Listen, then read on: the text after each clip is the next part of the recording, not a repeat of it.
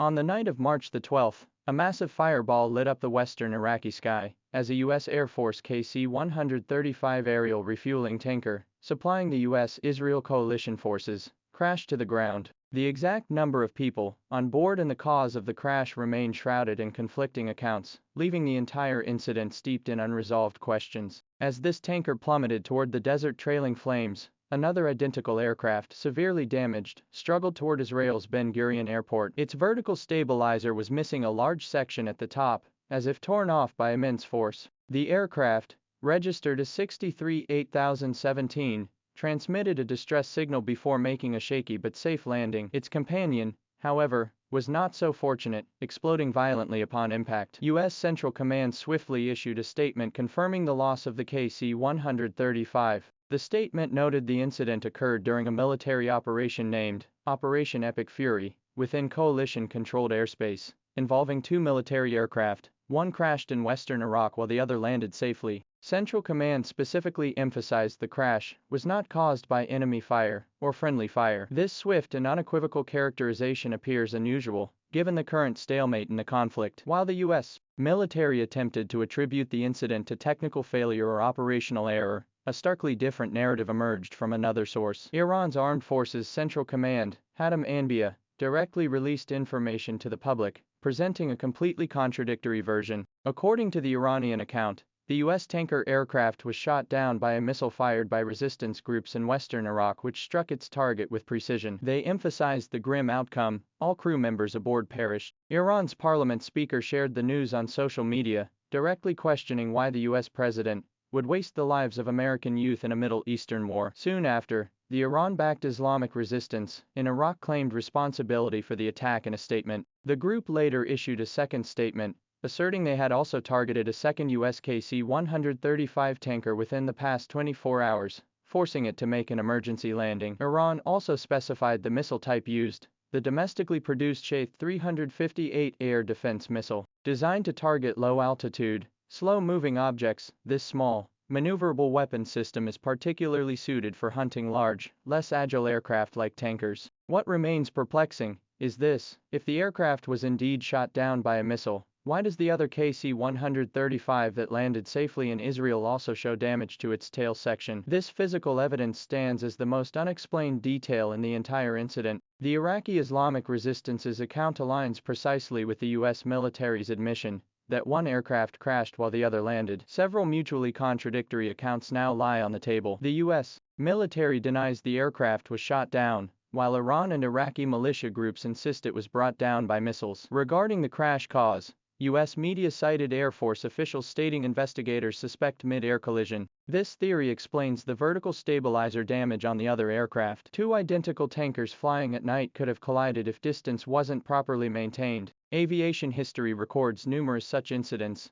Air refueling itself is high risk, requiring aircraft to fly extremely close, where even minor errors lead to severe consequences. However, the mid-air collision theory has its flaws. If a collision had indeed occurred, why did one aircraft crash immediately while the other, with only tail fin damage, managed to return to Israel? Furthermore, aerial refueling between two identical tanker aircraft is not standard practice. While the U.S. military has modified a small number of KC-135RTs for receiving fuel, these are extremely rare. Regarding the number and status of the crew members, reports remain conflicting. The U.S. military initially stated at least 3, while officials interviewed by the Associated Press mentioned at least 5. Iraqi security sources, however, provided a specific figure: 6 soldiers. If confirmed, this would mark the heaviest single incident loss of U.S. personnel since the February 28 military strikes against Iran by the U.S. and Israel. While fighter jets have previously been downed by Kuwaiti air defenses,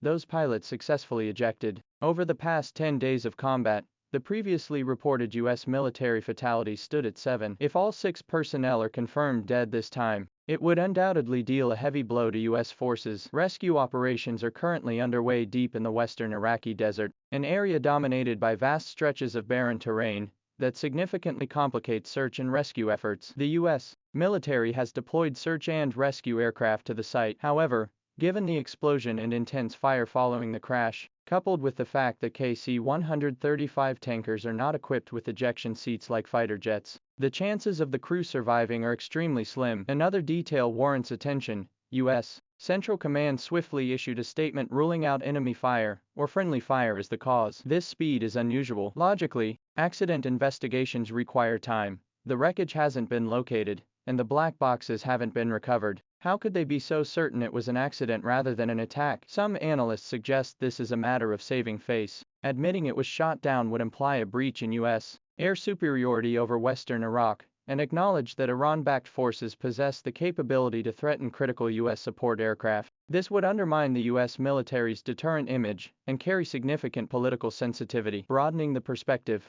this crash is not an isolated incident. Media reports indicate this is the fourth U.S. military aircraft to crash since the U.S.-Israel military strike against Iran. Earlier this month, 3 U.S. fighter jets were mistakenly shot down by Kuwaiti Air Defense Forces, though the pilots successfully ejected. Reuters also reported that, in addition to the fatalities, up to 150 U.S. soldiers have been wounded in various combat operations. Iran clearly intends to capitalize on this opportunity. Iran's parliament speaker publicly addressed the incident on social media, while Iran's security minister stated that the U.S.